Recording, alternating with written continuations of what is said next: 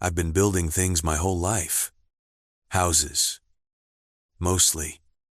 But also the kind of quiet structures that nobody sees until the moment they matter most. Legalones. Financialones. The kind you put in place not because you distrust the people around you, but because you've spent enough time working with your hands to know that everything worth keeping needs a foundation you can count on. I never expected I'd need that foundation to protect me from my own son. My name is Gerald. I'm 66 years old. I spent 35 years as a general contractor in Central Ohio. I built custom homes, commercial space, a few municipal projects. I know how to read blueprints, how to work with load-bearing walls, how to pour a foundation that won't crack in the frost. I also know something that most people don't realize until it's too late. The thing that brings a structure down is almost never the storm. It's the rot you didn't see growing on the inside. I should have recognized the rot sooner. My wife, Donna, passed away 4 years ago. Pancreatic cancer. Fast and cruel. The way that disease works. We'd been married 38 years. She was the kind of woman who held everything together without ever making it look like effort. She cooked Sunday dinners that fed 12 people. She remembered everyone's birthday, their kids' names, their allergies. She kept the books for my business for 22 years without a single accounting error. When she died, she took a kind of order with her that I've never been able to fully replace. My son, Derek, was 39 when his mother passed. He and his wife, Vanessa, lived about 40 minutes from my place, close enough that I saw them regularly, far enough that we each had our own space. I thought that was healthy. I thought we had a good relationship. Looking back now, I think what I had was a relationship with the version of Derek I wanted to see, not the version he'd actually become. Vanessa had been in the picture for 7 years by then. She's one of those people who is always pleasant on the surface and always calculating underneath. She smiled at everything I said. She hugged me at every family gathering. And she always seemed to know the value of things. Not sentimental value, dollar value. She'd pick up a decorative piece in my living room and say, "Oh, what's something like this worth?" She'd ask about the square footage of my house. Casually. The way you'd ask about the weather. I noticed it. I just never let myself take it seriously. I should have taken it seriously. In January of last year, I had a minor stroke. I want to be honest about what that means. Because the word minor does a lot of misleading work. It wasn't catastrophic. I didn't lose speech or motor function, but I was disoriented for several days. I had weakness on my left side that took weeks of physical therapy to resolve. And for a window of about 2 weeks, I was genuinely not operating at full capacity. I knew who I was. I knew where I was. I just wasn't sharp enough to catch everything happening around me. That window was all Derek and Vanessa needed. I was in the hospital for 5 days. Derek was there. He was attentive, concerned, present. He held my hand. He talked to the doctors. He seemed, in every observable way, like a devoted son. What I didn't know was that on day 3 of my hospital stay, he and Vanessa had already begun making phone calls about my house. My house. The one I built myself in 1998. Every beam, every wall, every inch of that foundation, I either put it there or I supervised the man who did. Donna and I raised Derek in that house. We celebrated 30 years of holidays in that house. Her garden is still growing in the backyard. Her rose bushes, her vegetable beds, the little stone path I laid for her because she wanted to walk to the garden without getting her shoes muddy. They called a realtor while I was hooked up to monitors in room 214 of Riverside Methodist Hospital. The day I was discharged, Derek sat me down in the living room of my own house and told me that he and Vanessa had been doing some thinking. He said they were worried about me living alone.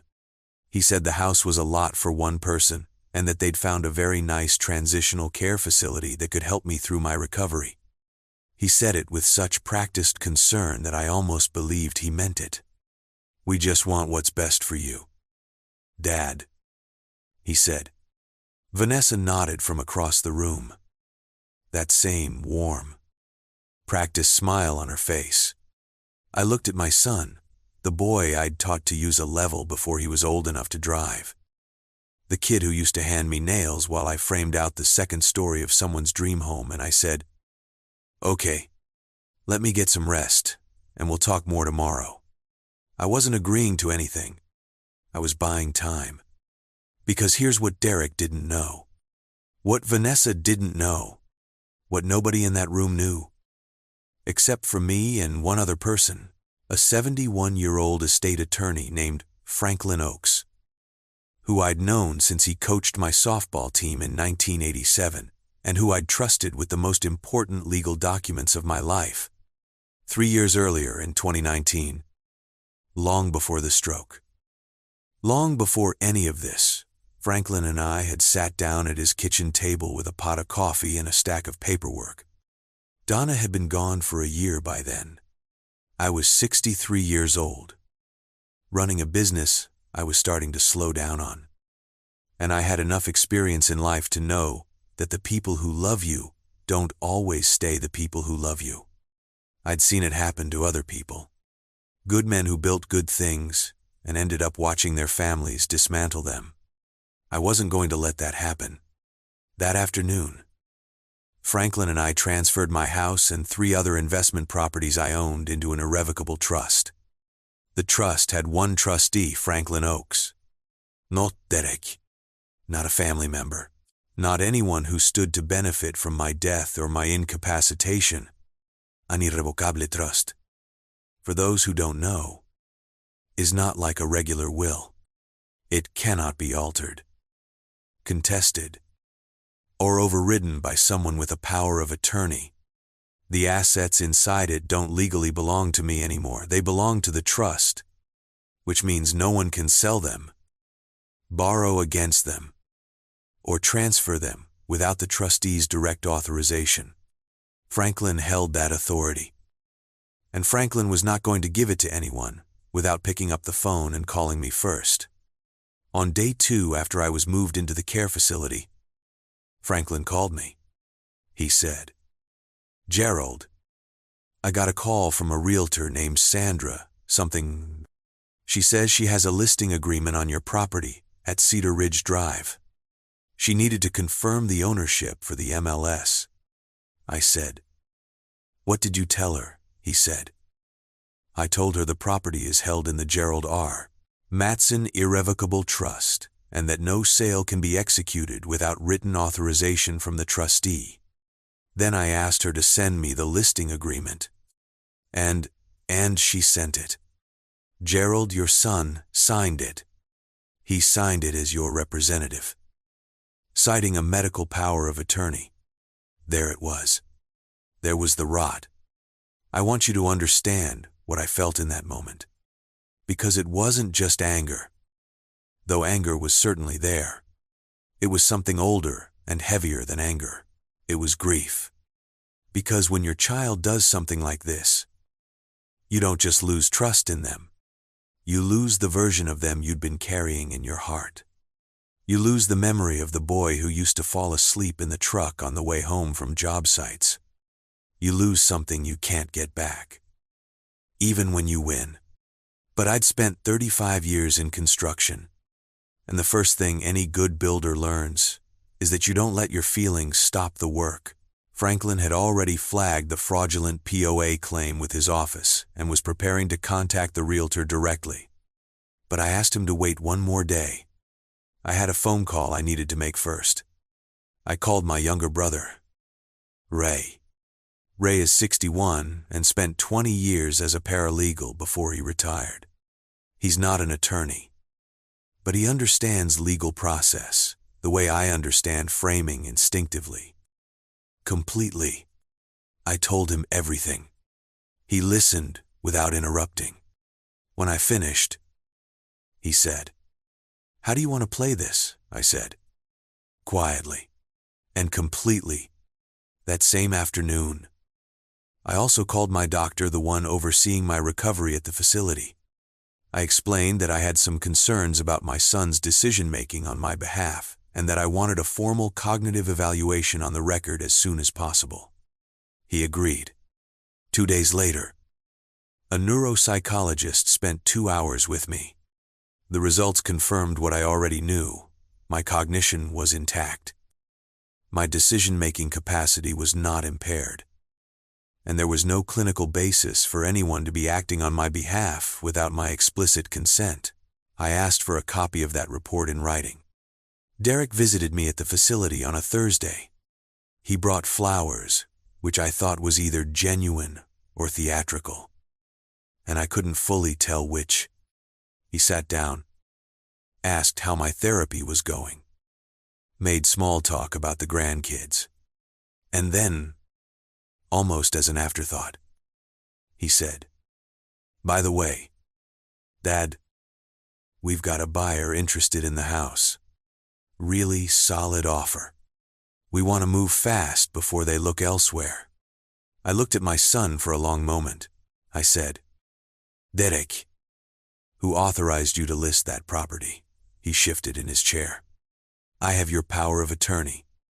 "Dad, for medical and financial decisions, did I sign that document?" A pause. "It was prepared based on your previous estate directives, Derek." I kept my voice level. "Did I sign that specific document while I was conscious and of sound mind?" He looked at the floor. "Because Franklin Oakes called me 3 days ago." I said, "And the realtor called Franklin, and Franklin told her what he told anyone who asks. That house is in an irrevocable trust, and the only person authorized to sell it is Franklin. Not you. Not a realtor.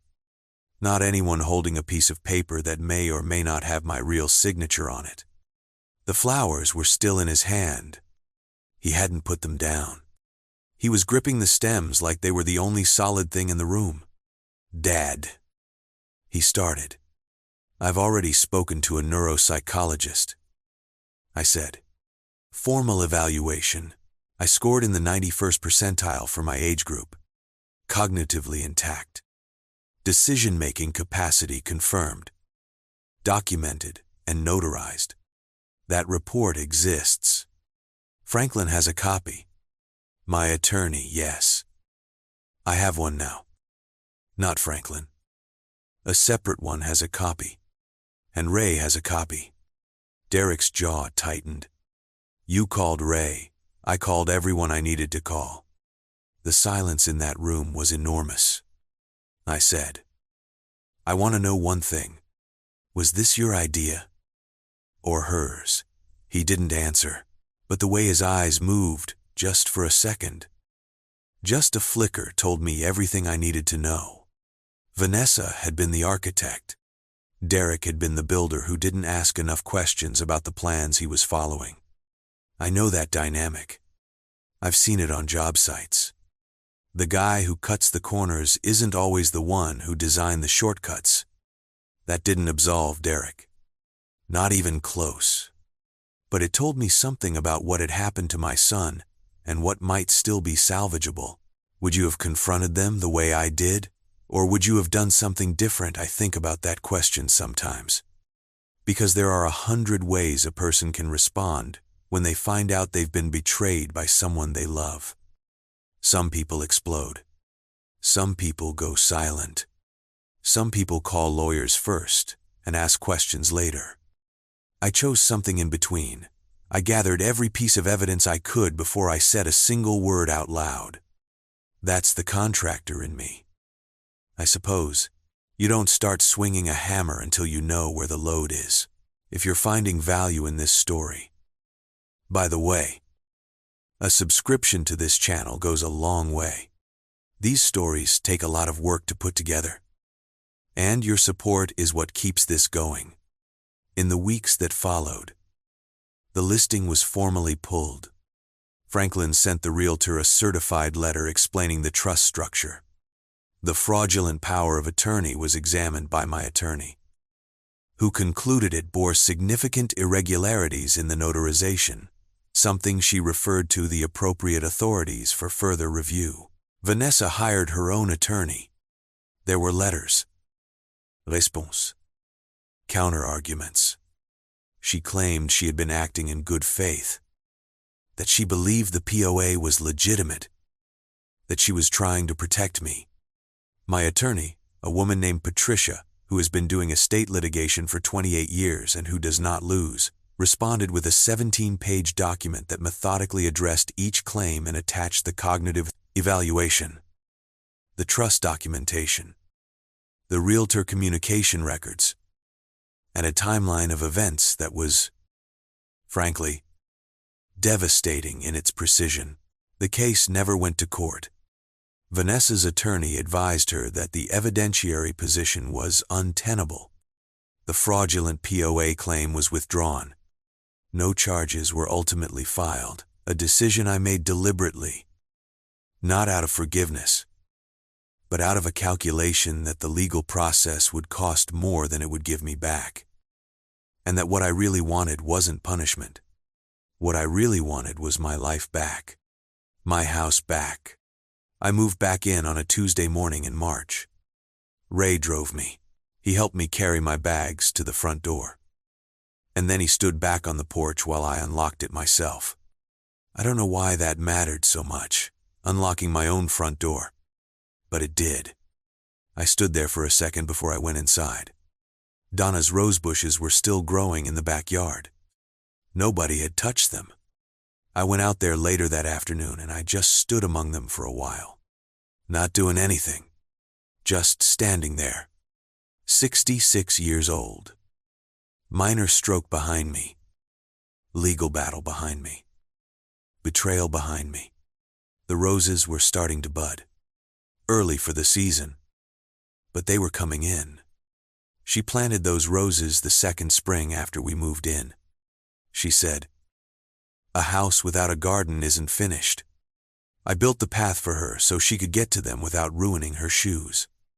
I maintain that path.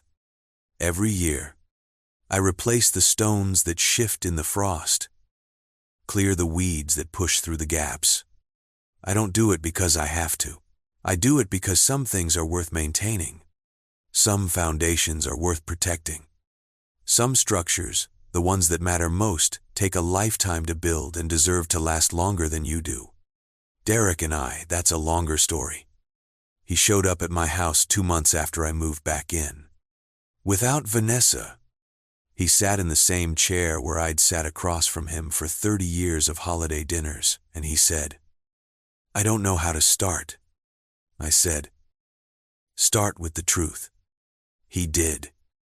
He told me that Vanessa had been pushing the idea for over a year, that she'd presented it as practical, responsible, even caring, that he'd told himself the story she'd written for him because it was easier than asking the harder questions. He didn't say I was manipulated as an excuse. He said it as an explanation, which is different. He said he knew he'd made choices, that none of it would have happened without his cooperation, that he'd looked the other way when he should have looked straight at it. He cried. I'm not going to tell you I didn't feel something when he did. He's my son. 39 years of that boy's life are inside me somewhere, the skinny 12-year-old with sawdust in his hair. The young man who called me from the hospital the night his daughter was born. Those things don't disappear. But trust is a structure too. And some damage requires more than a conversation to repair. I told him I wasn't ready to pretend it hadn't happened, that I would need time. That time was the only currency I was willing to accept right now. He nodded. He left. Vanessa and Derek separated 4 months later. I found out through Ray, not through Derek. I don't know if that's the full end of their story or just a chapter. It's not my story to carry. Mine is still being written. I'm back in my house. I'm 70% through my physical recovery. The left side strength is coming back. Slow and steady. The way things are supposed to come back. I'm not running my business the way I used to. But I've brought on a project manager who I trust. And I still go out to job sites twice a week to walk the work. Old habits. Franklin comes over for coffee sometimes. He always refused to take a fee for what he did. That's what friends are for. He said, I'm having his kitchen remodeled this spring. He doesn't know yet that I've already ordered the cabinetry. He's going to argue about it. He can argue all he wants. I've been thinking a lot about what I want to say to you. Anyone who's watching this. Anyone who's found themselves in a situation where the people closest to you became the threat you didn't see coming. And I don't want to lecture. I'm a contractor, not a preacher.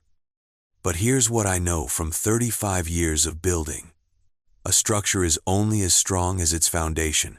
The foundation you lay is the only thing that will stand between what you've built and the things that will try to take it down. And the time to lay that foundation is not when the storm hits. It's long before. It's on a quiet afternoon with a good friend and a pot of coffee and a stack of paperwork that nobody else knows about. I'm not telling you to distrust your family. I'm telling you to protect what you've built. Because you never know until the moment that matters. Whether the people who say they love you are the ones who built alongside you or the ones who were waiting patiently to inherit the wreckage. If stories like this one resonate with you, if you've ever had to protect something you built, or fight back against someone who thought your vulnerability was their opportunity, subscribe. There are more stories where this one came from. My name is Gerald. I'm 66 years old.